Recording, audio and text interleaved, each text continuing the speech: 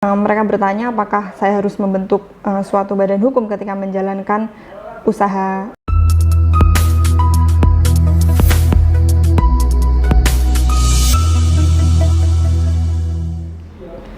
Halo Sobat RAM, bertemu lagi dengan saya Dinar di official YouTube RAM Law Office di segmen Ruang Advokat Menjawab.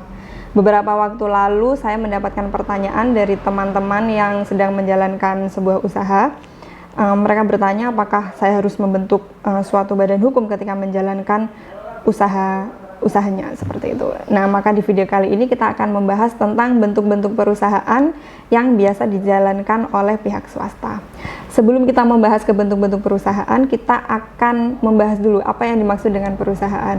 Yang dimaksud dengan perusahaan sendiri adalah setiap bentuk usaha yang melakukan kegiatannya secara terus-menerus dan tetap dengan tujuan memperoleh keuntungan atau laba, baik diselenggarakan oleh perseorangan atau badan usaha yang berbentuk badan hukum atau non-badan hukum yang didirikan dan berkedudukan dalam wilayah Republik Indonesia.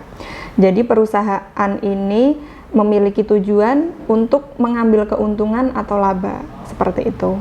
Perusahaan sendiri bisa dibagi menjadi dua. Yang pertama, perusahaan perseorangan, yang kedua perusahaan badan usaha.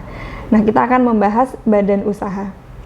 Badan usaha sendiri nanti akan dibagi menjadi badan usaha non-badan hukum dan badan usaha berbadan hukum.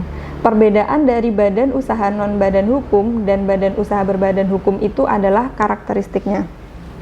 Karakteristik yang dimiliki oleh badan usaha berbadan hukum memiliki keterpisahan harta antara pemilik dan bidang usahanya. Jadi adanya pemisahan harta antara pemilik dan usaha yang dijalankan. Karakteristik ini tidak dimiliki oleh badan usaha non-badan hukum karena badan usaha non-badan hukum tidak memisahkan kekayaan pemilik dan usahanya, seperti itu. Jadi apabila usahanya ini mengalami kerugian istilahnya atau memiliki hutang, kemudian uang dari usahanya ini tidak mencukupi, maka pemilik harus menggunakan kekayaannya untuk melunasi hutang-hutang tersebut. Jadi perbedaannya ini antara karakteristik di pemisahan harta ya. Kalau badan usaha yang berbadan hukum itu dia ada keterpisahan. Ketika yang non badan hukum itu tidak ada keterpisahan, seperti itu.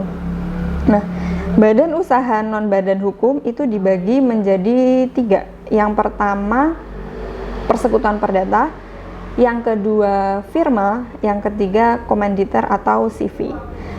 Nah, yang dimaksud dengan persekutuan perdata sendiri adalah perjanjian antara 2 orang atau lebih untuk mengikatkan diri dengan maksud membagi keuntungan. Nah, persekutuan perdata ini didasari oleh adanya perjanjian.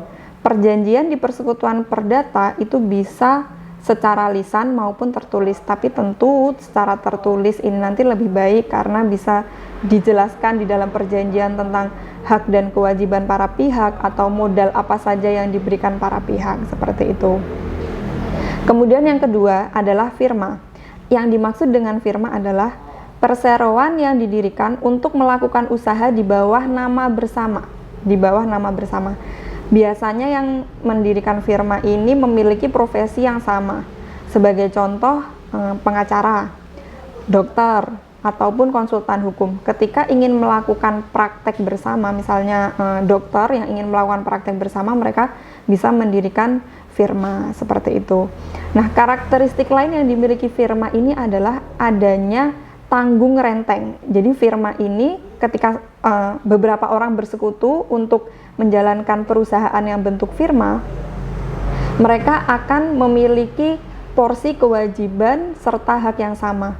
Kemudian adanya tanggung renteng. Apabila nanti usahanya itu memiliki kewajiban untuk melakukan pembayaran, maka semua pihak yang mendirikan firma ini akan memiliki kewajiban yang sama, seperti itu.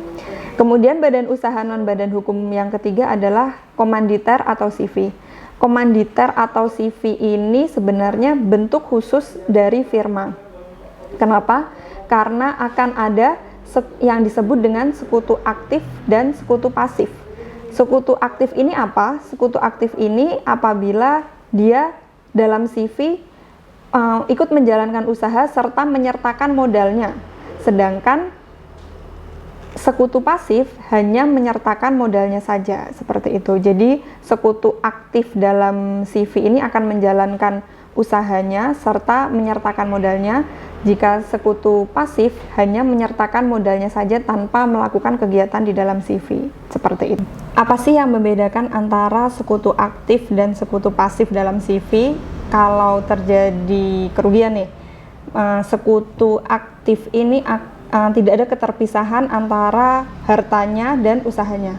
Tetapi sekutu pasif hanya akan menanggung sebesar modal yang disertakan. Karena sekutu pasif tadi ini hanya menyertakan modal tanpa adanya usaha, jadi dia ketika mengalami kerugian, dia tidak akan mengganggu kekayaannya sendiri, seperti itu. Jadi kalau sekutu pasif ini ada pemisahan modal, sedangkan sekutu aktif ini hartanya tetap satu, seperti itu juga di CV. Karena CV sendiri ini bentuk khusus dari firma. Yang membedakan antara firma dan CV itu adanya sekutu pasif ini. Kalau misalnya di firma, semua sekutunya harus aktif, jadi penyertaan usahanya atau tenaganya serta modalnya. Kalau di CV itu ada sekutu yang pasif dan ada sekutu yang aktif, seperti itu. Itu perbedaan antara firma dan CV.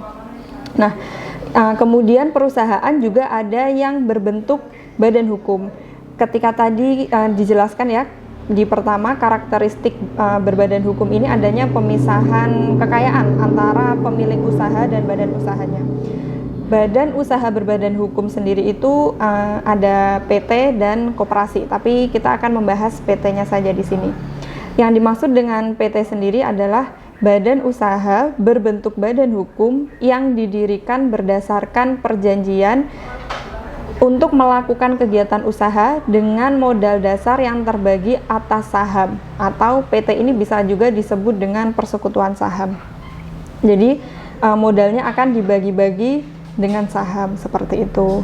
Nah, kemudian kembali lagi ke pertanyaan awal tadi, apakah ketika kita melakukan suatu usaha harus membentuk badan hukum? Nah, jawabannya ada di visi dan misi dari usaha yang dibentuk dulu. Nah, ada 3 kriteria di sini yang akan kita bahas, apakah kita harus membentuk CV atau kita harus PT. Nah, seperti itu. Yang pertama adalah jumlah pendiri.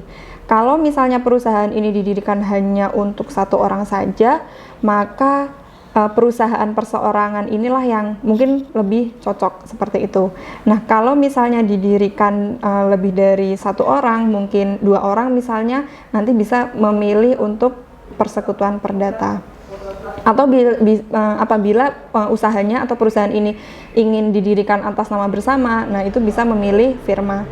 Ketika pendiri ini nanti ada yang ingin menyertakan hanya modalnya saja, nah itu bisa memilih CV, seperti itu. Yang kedua adalah modalnya. Modal ini bukan hanya besarannya saja, tapi bagaimana pendiri ini menyertakan modalnya, seperti itu. Kalau misalnya ingin mendirikan CV, ya berarti ada sekutu aktif dan pasif, seperti itu. Kemudian hubungan hukum yang ingin diperoleh, misalnya kita ingin memisahkan antara harta kita dan usaha yang kita lakukan, berarti kita bisa memilih PT. Apabila kita tidak ingin memisahkan harta kekayaan kita, maka ya kita bisa mendirikan firma atau CV. Seperti itu, teman-teman.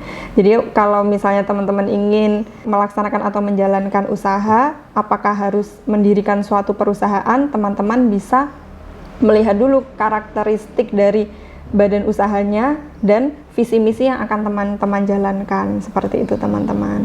Mungkin cukup sekian video kali ini. Terima kasih sudah mengklik video ini. Jangan lupa like, komen, dan subscribe.